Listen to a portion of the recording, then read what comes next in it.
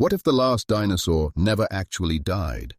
And governments have been hiding the proof for decades. In 1972, a French petroleum survey team drilling in the Congo Basin reported sonar readings of a living creature measuring over 12 meters in length, moving through underwater cave systems 300 meters below the surface. The report was classified within 48 hours, and the lead geologist was reassigned to a desk job in Paris and never spoke publicly again. A leaked CIA internal memo from 1989, partially declassified under a Freedom of Information request in 2011, references a Category 7 biological anomaly in the Likuala swamp region and explicitly instructs field agents to deny all contact with local witnesses. This is not about folklore or tribal legends. The first document that broke containment was a 14-page internal report stamped Eyes Only, African Operations Division, dated March 4, 1983. This is about suppressed sonar data, classified government files, and eyewitness testimony from trained military personnel. And it all points to one creature that science declared extinct 66 million years ago, still breathing somewhere in the darkest corners of this planet.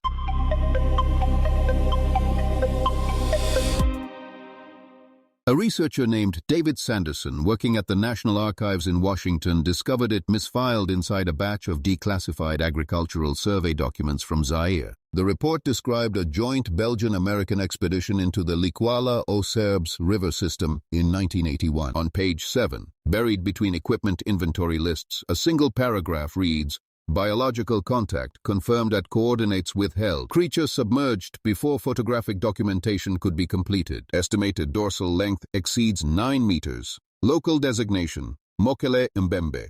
Recommend immediate suppression of field notes and reassignment of all expedition personnel." Sanderson photographed all 14 pages before archivists realized the misfiling and removed the document. Those photographs circulated in cryptozoology communities for years, but mainstream media ignored them entirely. In 2004, a forensic document analyst named Patricia Holt examined the photographs and confirmed the paper composition, ink type, and typewriter font were all consistent with authentic 1983 government documentation. The report was not fabricated. 3 years before that document surfaced in 1980, a British naturalist named Roy McCall led an official expedition into the Congo with full academic backing from the University of Chicago. His team collected over 30 eyewitness testimonies from pygmy hunters in the Boha region, each describing the same animal independently. A creature with a long neck, a small head, a heavy rounded body, and a long flexible tail, consistently estimated between 5 and 15 meters in total length.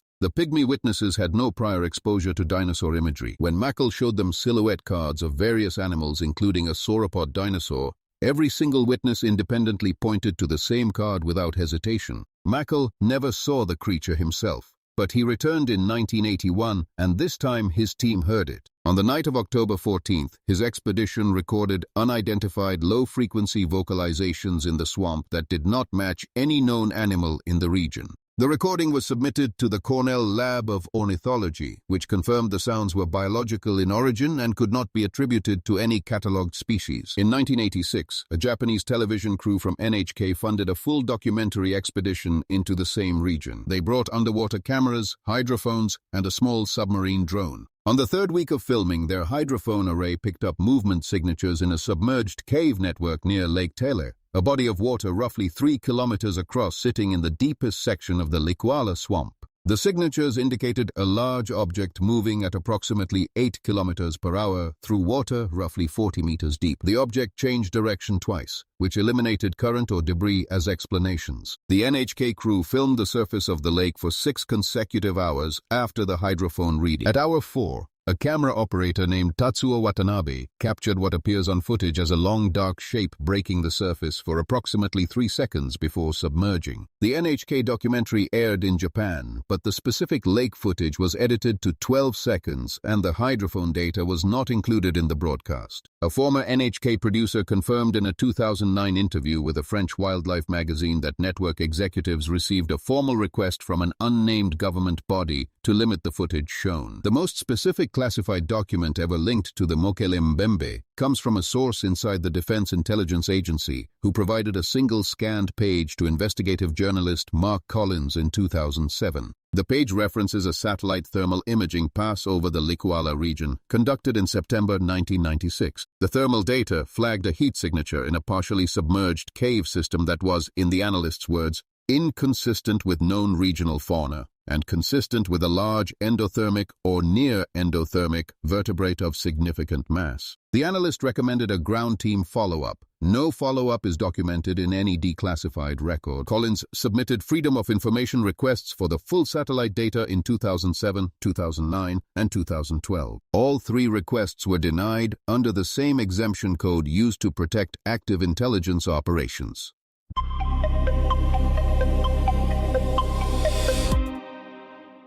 The Likwala Swamp covers approximately 100,000 square kilometers of the Republic of Congo, an area roughly the size of South Korea, and less than 2% of it has been surveyed on foot by outside researchers. The canopy is so dense in the core zones that satellite imaging cannot penetrate to ground level, and seasonal flooding makes large sections completely inaccessible for 8 months of the year. This is not a jungle that has been explored and found empty. This is a jungle that has barely been touched. In 1988, a Congolese wildlife officer named Jean-Pierre Mukala filed an internal report with the Ministry of Water and Forests in Brazzaville describing a direct sighting near the village of Epina. Mukala was conducting a routine river patrol by motorized canoe when his engine stalled approximately 400 meters from the eastern bank of the Likwala Ozherb River. He reported seeing a large animal surface 30 meters ahead of the canoe. He described a neck extending approximately 1.5 meters above the waterline, a head he compared in size to a large dog, and a visible section of back that he estimated at 3 to 4 meters in width. The animal remained visible for 11 seconds before submerging without significant splash. His supervisor forwarded the report to the National Science Ministry. No response was ever recorded. Mukala's report included a hand-drawn sketch. The original report was located in 2015 by a Congolese journalist named Armand Okoko, sitting in an uncatalogued file box in a storage room at the Ministry building in Brazzaville. The village of Boha sits at the edge of the deepest navigable section of the swamp and has been the primary base for every major expedition since the 1970s. The village elder, interviewed by Roy Makal's team in 1980, described the Mokele Mbembe not as a myth but as a current threat. He stated that the creature had killed 2 fishermen from the village within the previous decade by overturning their canoes, and that the community maintained a strict prohibition on fishing in a specific section of the river between 2 identified tree markers. That prohibition was not religious or ceremonial, it was practical. The elder described losing a nephew to the creature in what he estimated as 1974. A separate account came from a missionary named Pastor Thomas Headley, who operated a medical station near Imfondo from 1967 to 1979. Headley kept a personal journal, portions of which were published posthumously by his family in 2002. In his entry dated July 22, 1971, Headley described being woken before dawn by shouting from the riverbank. He wrote that 3 men from a nearby settlement were pointing at the water, and that he observed what he described as a neck and partial back of a creature, unlike anything in my experience, dark gray in color, moving upstream at considerable speed before disappearing beneath the surface. Headley noted the width of the wake the animal left and estimated from it that the body below the waterline was, at minimum, the size of a large hippopotamus, possibly considerably larger. He wrote that he did not report the sighting because he did not believe anyone would take a missionary's word over established science. Satellite radar data collected by NASA's Shuttle Radar Topography mission in February 2000 revealed something unexpected beneath the Likwala swamp floor.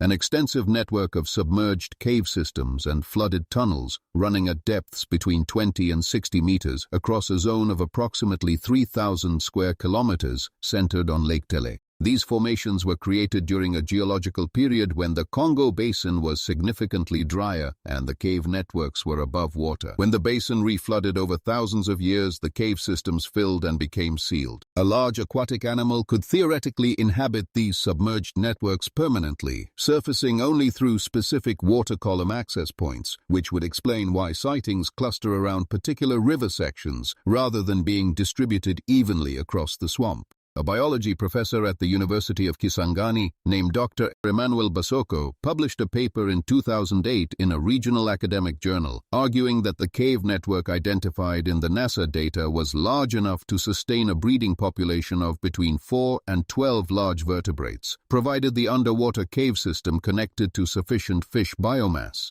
The Likwala River system supports one of the highest concentrations of freshwater fish biodiversity on the African continent. Basoko's paper was not picked up by international journals. He submitted it to 3 separate publications. Each rejected it without peer review.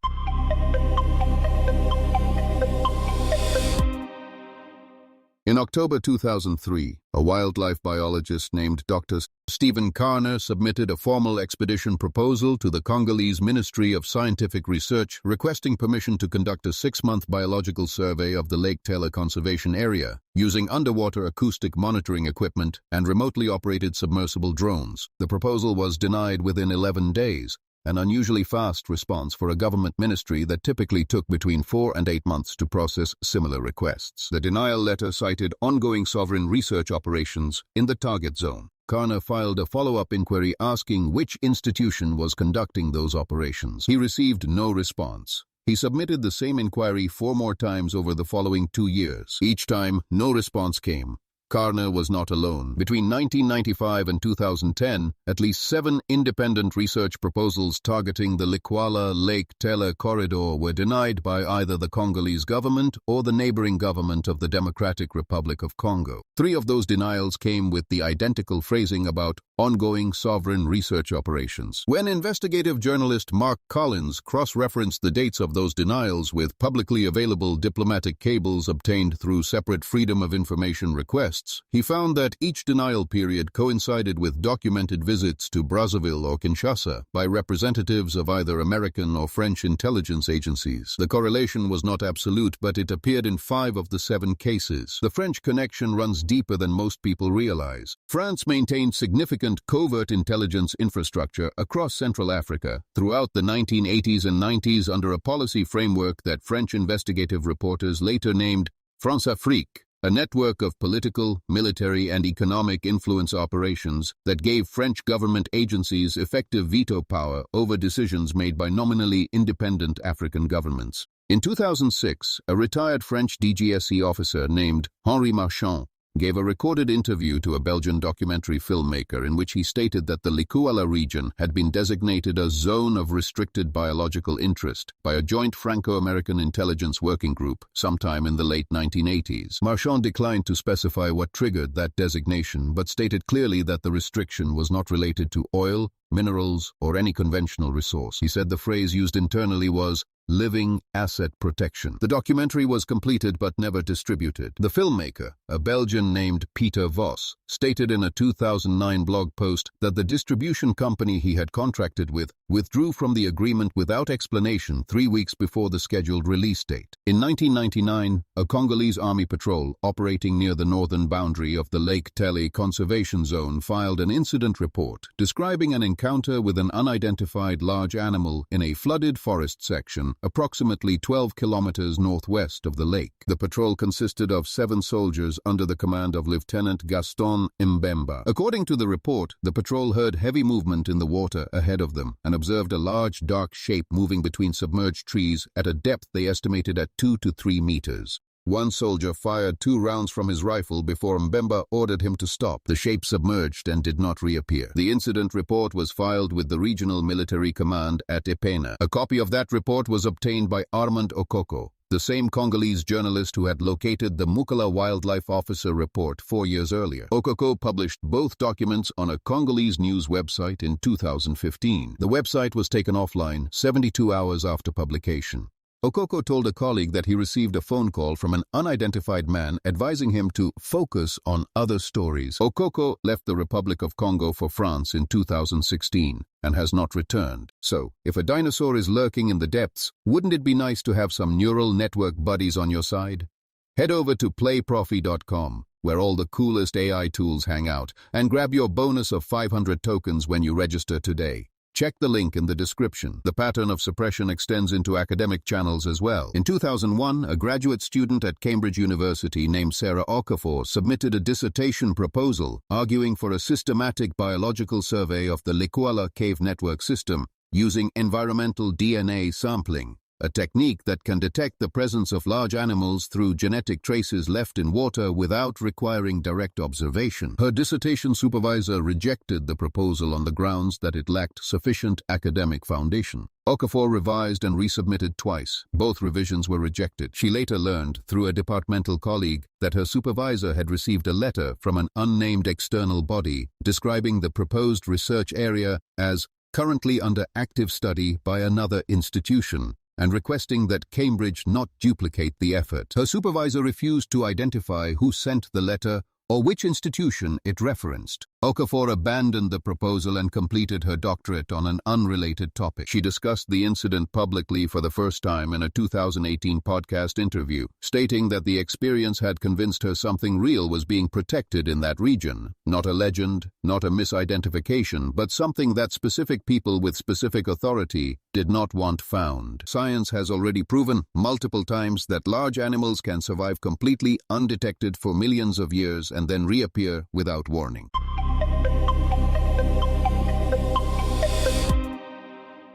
This is not theory. These are documented cases with physical specimens sitting in museum collections right now. In 1938, a South African museum curator named Marjorie Courtney Latimer pulled a strange blue fish out of a pile of catch at a local fishing dock in East London, South Africa. The fish was unlike anything she recognized. She contacted a ichthyologist named J.L.B. Smith, who identified it as a coelacanth, a fish that science had declared extinct for 65 million years. The coelacanth had been swimming in the Indian Ocean the entire time, completely unknown to modern science, in populations large enough to be regularly caught by local fishermen who simply had no reason to report it to scientists. A second population was discovered in Indonesian waters in 1998. On the opposite side of the world from the first. The species had been hiding in deep-water cave systems and underwater cliff faces, surfacing only at night to feed. In 2004, a living specimen of a large tree-dwelling rodent called the Laotian rock rat was sold at a food market in Laos.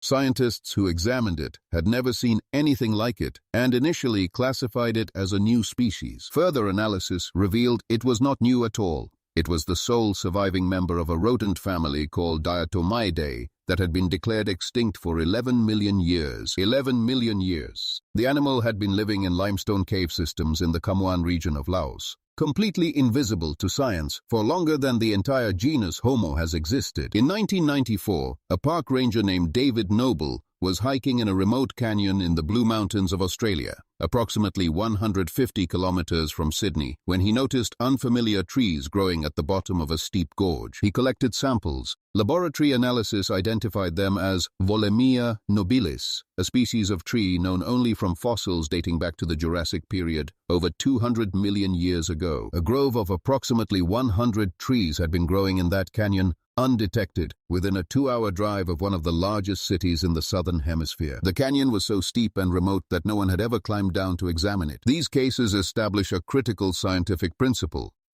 Absence of evidence is not evidence of absence, particularly in environments that are physically difficult to access. The Likuala swamp is orders of magnitude more inaccessible than a canyon near Sydney or a limestone cave in Laos. If an 11-million-year-old rodent can survive undetected in a cave system in a country with a functioning modern government and regular scientific activity, the survival of a large aquatic animal in a 100,000 square kilometer swamp that has been actively restricted from outside research is not a biological impossibility. It is a biological probability. The specific dinosaur type associated with the Mokelembembe sightings is a sauropod, the group that includes Brachiosaurus and Diplodocus. Sauropods were not fast-moving land predators. They were slow, semi-aquatic herbivores that fed on aquatic vegetation and spent significant time in water. The Likuala swamp contains exactly the type of environment a semi-aquatic sauropod would require.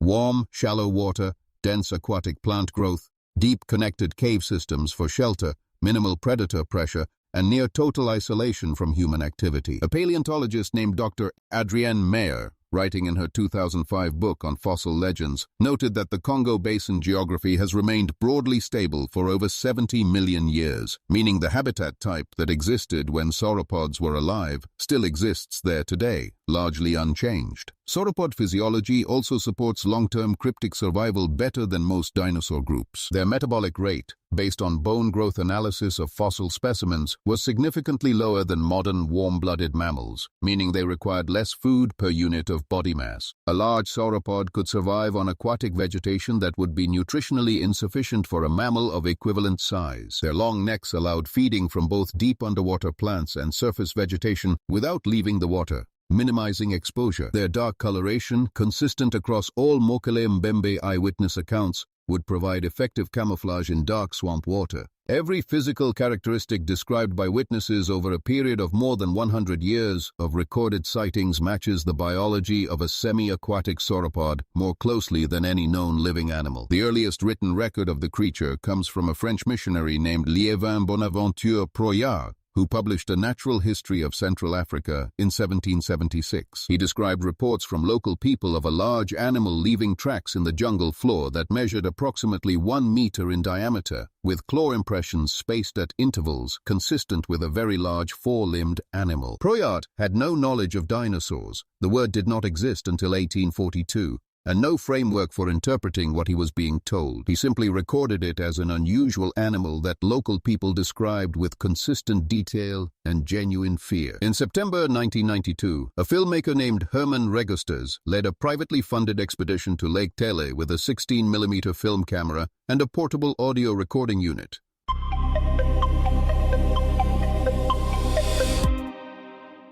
Regusters was not an academic. He was a former NASA aerospace engineer with a background in precision measurement and technical documentation. He reached the lake after a 3-week overland journey and set up a fixed observation point on the northern bank. On the 4th day of observation, at approximately 6:45 in the morning, Regusters filmed what he described as a large animal moving across the far end of the lake. The footage shows a dark shape approximately 1 meter above the waterline moving in a consistent direction for roughly 8 seconds before submerging. Regusters measured the distance to the object using triangulation methods from his engineering background and estimated the visible portion above water at between 1 and 2 meters in height, with a wake pattern suggesting a body mass significantly larger than any known regional animal. Regusters returned to the United States and submitted the footage to a film analysis laboratory in Los Angeles. The analyst confirmed the object was not a floating log. It changed direction once during the 8 seconds of visible movement. The analyst could not identify the object as any known animal. Regusters attempted to publish his findings in 3 separate science journals. All 3 rejected the submission without sending it to peer review. He presented the footage at a cryptozoology conference in 1993, which ensured that mainstream science would permanently dismiss it by association. The footage itself has never been technically debunked. It simply exists in a category that institutional science refuses to examine. 4 years later, in 1996, a Congolese fisherman named Celestin Manga, operating near the southern inlet of Lake Tele, filmed approximately 20 seconds of footage on a consumer video camera he had purchased in Brazzaville. The footage was shot from a canoe at water level and shows a large dark shape moving parallel to the canoe at a distance of approximately 40 meters. The object is partially submerged throughout the footage. A long curved section of back is visible above the waterline for approximately 12 seconds. Manga brought the tape to a regional government office in Ipina and was told to leave it with a clerk for forwarding to Brazzaville. He never received the tape back. When he inquired about it 6 weeks later, the clerk who had accepted it was no longer working at the office, and the tape was not in any inventory record. Manga described the footage in detail to Armando Coco during an interview in 2014. He stated that the visible section of the animal's back was longer than his canoe, which he specified was a standard 7-meter fishing canoe. The most technically sophisticated footage attempt came in 2009, when a German wildlife documentary team led by director Klaus Brenner used a combination of night vision cameras, motion-triggered underwater housings, and a remotely piloted surface drone equipped with a sonar unit to monitor Lake Tele over a period of 19 consecutive days. On day 11, the motion-triggered underwater camera housing positioned at a depth of 8 meters near the lake's eastern submerged cave entrance recorded 43 seconds of footage before the housing was struck by something large enough to dislodge it from its anchor point. point and drag it approximately 6 meters along the lake floor. The footage before impact shows a dark mass moving toward the camera at speed. The object fills the camera frame completely in the final 4 seconds before impact, making size estimation impossible. Brenner submitted the footage to 3 independent marine biology consultants. All 3 stated they could not identify the object. One consultant, a marine biologist from Hamburg named Dr. Klaus Fischer, stated in writing that the movement pattern was consistent with a large living vertebrate, and that the force required to displace the camera housing from its anchor, which was rated to withstand 500 kilograms of lateral force, indicated an animal mass of at minimum several hundred kilograms. Brenner's documentary was broadcast on a German cable channel in 2010 with the underwater footage included. The episode received no international distribution and no academic response. In 2013, a separate piece of potential evidence surfaced from an entirely different location. A wildlife photographer named James Curry was conducting a survey of the Sangha River Basin in the Central African Republic, approximately 400 kilometers north of Lake Tele, when his remote trail camera positioned near a river crossing captured an image at 3:17 in the morning. The image shows a large, dark animal partially emerge from the water onto a mudflat. The animal's neck is extended and the head is lowered toward the ground. The body is partially obscured by vegetation, but the visible section of the neck measures, by Khoury's calculation, using a reference tree of known height in the same frame, approximately 1.8 meters in length above the waterline. Khoury sent the image to a wildlife biologist at the World Wildlife Fund's Central Africa office. The biologist responded that the image was interesting but declined to comment further in writing. Khoury published the image on a wildlife photography forum. It generated significant discussion and no definitive identification. No institution has formally analyzed the original high-resolution files. The career consequences for scientists who take the Mokele Mbembe seriously are immediate and severe. Roy Mackal returned from his 1981 expedition and published a full academic book titled A Living Dinosaur.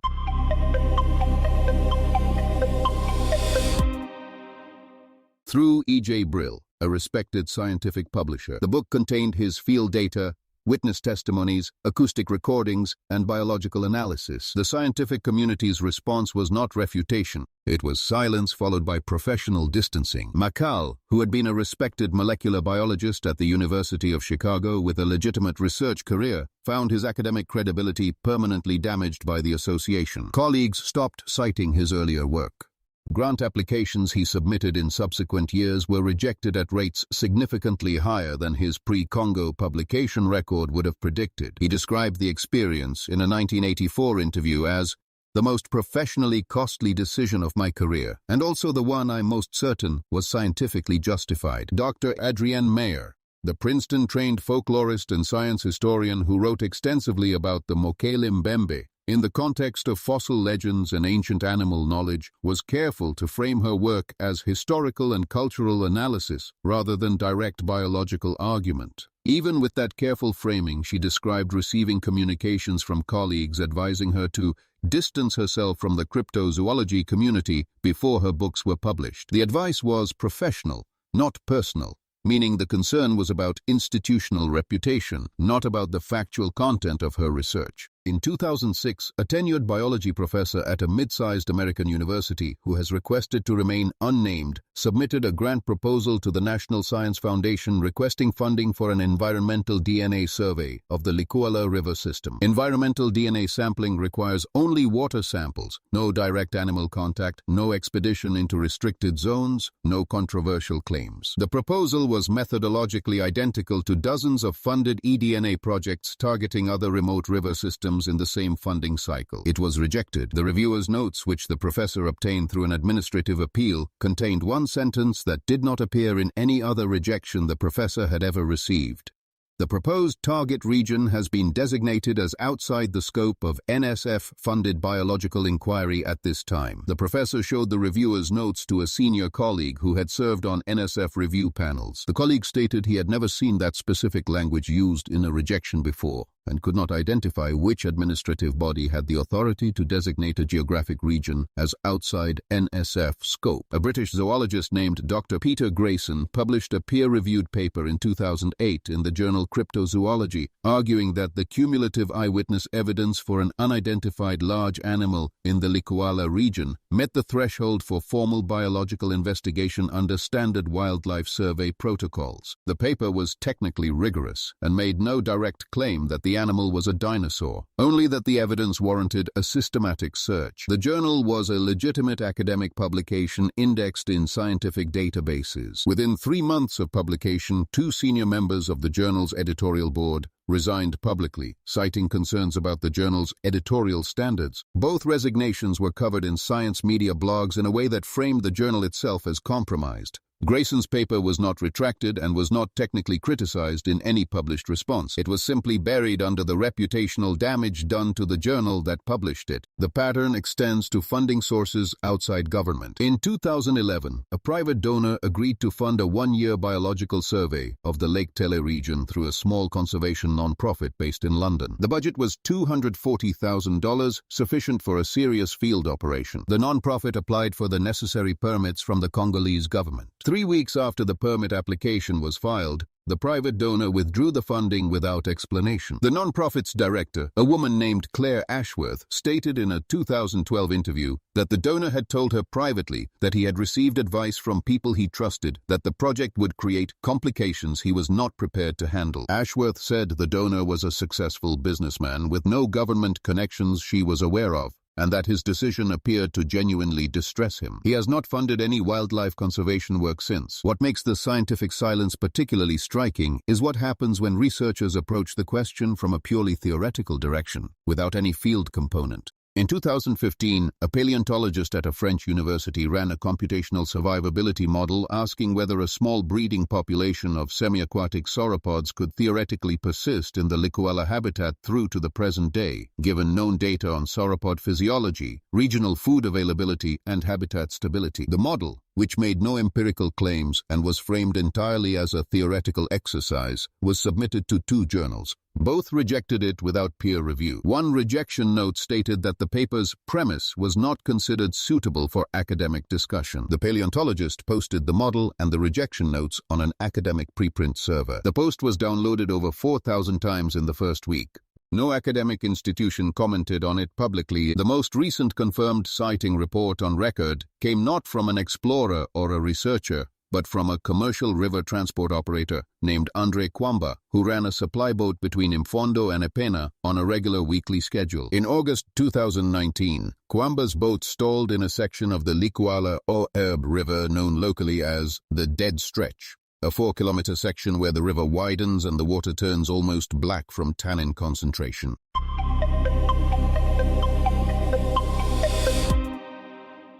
Kwamba had made the same run over 200 times. He knew every sandbar, every submerged log, every current pattern in that section. What surfaced 30 meters ahead of his stalled boat at approximately 5 in the afternoon was none of those things. Kwamba described a head and neck rising from the water to a height he estimated at 2 meters above the surface. The neck was dark gray, smooth-skinned, and moved with the lateral flexibility of a snake rather than the rigid posture of a crocodile or hippopotamus. The head was small relative to the neck. He compared its size to a large watermelon, and the eyes were positioned on the sides of the head rather than the front. The animal held its head above water for what Kwamba estimated as 20 to 25 seconds, appeared to look directly at the boat, then submerged in a single smooth downward motion that produced almost no surface disturbance. The water depth at that location is documented at 14 meters. Kwamba filed a report with the River Authority office in Mfondo that same evening. He brought 2 crew members who had witnessed the event and who provided corroborating statements. The River Authority forwarded the report to the Regional Environment Office. No investigation was opened. 3 months before Kwamba's sighting, in May 2019, a group of 4 sport fishermen from South Africa had had been camping on the eastern bank of Lake Tele after entering the conservation area through a gap in enforcement coverage that opened during a period of political instability in the country. They had no permits and were not supposed to be there. On their second night, at approximately 2 in the morning, their camp was disturbed by heavy movement in the water approximately 15 meters from the bank. One member of the group, a man named Peter Stridham, activated a flashlight and aimed it at the water. He later told a South African outdoor sports magazine that the light reflected off 2 large eyes positioned well above the waterline. He estimated the eye level at approximately 1.5 meters above the surface, before whatever was there moved away from the bank with a displacement of water that soaked the lower portion of their camp. The group broke camp before dawn and left the conservation area. Stridham described the sound of the animal moving away through the water as like a car driving through a flooded road. Constant, heavy, and very fast. None of the 4 men had any prior interest in the Mokele Mbembe. Stridham stated in the interview that he had never believed in the story before that night and that he had spent the subsequent months trying to find an alternative explanation for what he witnessed. He could not find one. What makes these recent accounts significant is the detail about behavior. The animal Kwamba observed did not flee immediately. It surfaced, held position, and appeared to assess the boat before submerging. The animal Stridham's group encountered approached the bank at night, potentially investigating the heat signatures or sounds of the camp.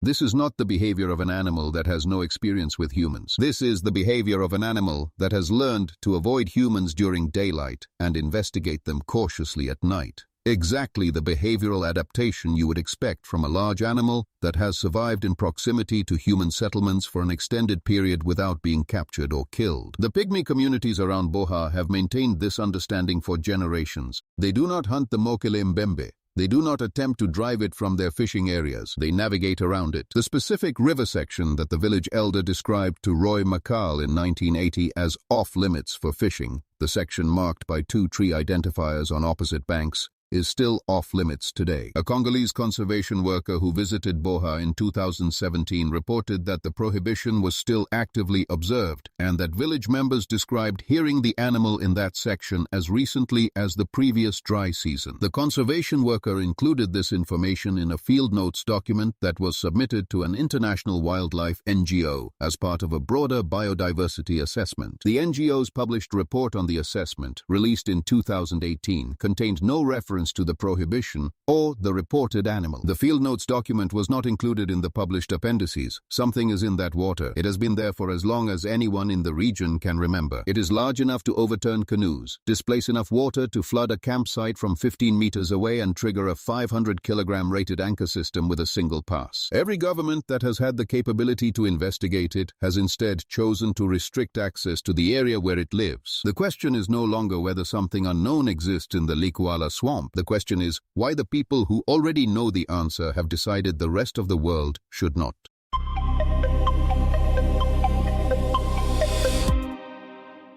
Here is what the evidence actually establishes when you remove the institutional filters and read it as a body of documentation rather than a collection of dismissed claims. Across a period spanning over 200 years, from Proyart's 1776 missionary records to Kwamba's 2019 River Report, over 100 independent witnesses from at least 6 nationalities have described the same animal in the same geographic region with consistent physical details. Long neck, small head, large rounded body, long tail, dark gray smooth skin, semi-aquatic behavior, and a body mass sufficient to displace significant volumes of water. These witnesses include a government wildlife officer, a military patrol commander, a NASA-trained aerospace engineer, a commercial transport operator, a group of sport fishermen with no prior interest in the subject, and multiple trained naturalists. None of them had anything to gain from fabrication. Several of them lost something: employment, professional credibility, physical property, or personal safety, as a direct result of reporting what they saw. The classified documents establish a separate and parallel track.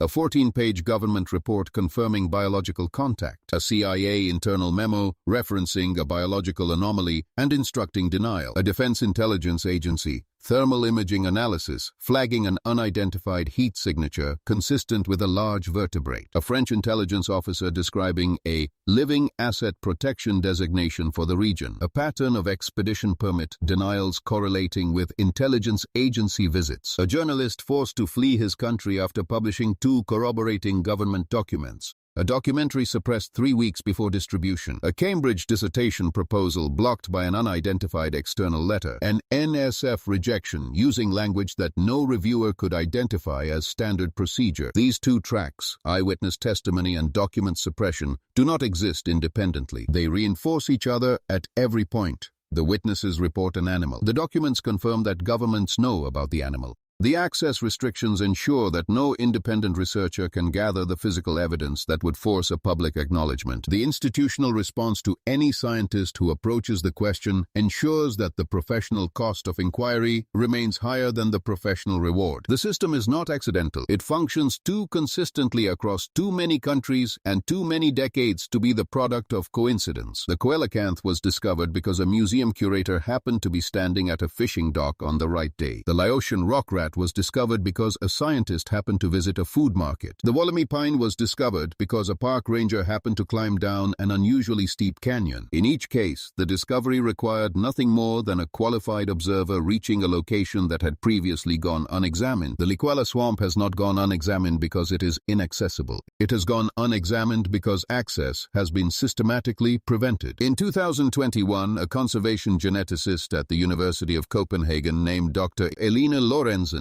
published a paper demonstrating that environmental DNA sampling of remote river systems could detect the presence of large vertebrates from water samples alone, with a detection threshold sensitive enough to identify a single large animal from a water sample taken within 5 kilometers of its location. The technology requires no permits for the target zone, only access to the river system at its downstream boundary, outside the restricted area. A water sample taken from the Likwela Oherb River at Imfondo, which sits outside the conservation zone restriction boundary, would theoretically contain eDNA traces from every large animal living in the river system upstream, including anything inhabiting the cave networks beneath Lake Tele. No one has done this test. The equipment costs less than $20,000. The analysis takes 6 weeks. The result would be definitive. If the eDNA profile of that water sample contained genetic sequences that did not match any catalogued species, sequences consistent with a large reptilian vertebrate with no living relatives, it would constitute the most significant biological discovery in recorded human history. The fact that this test has not been conducted is not an oversight. It is a choice. Someone, or multiple someones, has decided that the answer to the question asked at the beginning of this story should remain unanswered. The last dinosaur may still be alive in the deep wild of the Congo Basin. The evidence says it is. The suppression pattern says the people with the most resources to find out already know it is. And the single most important fact to take from everything documented here is this: the technology to prove it beyond any scientific doubt costs less than a used car, requires no government permission, and has been available for over a decade. The silence is not about capability. It has never been about capability. It is about something else entirely. And whatever that something else is, it has been worth more to the people who know the truth than the truth itself has been worth to the rest of us.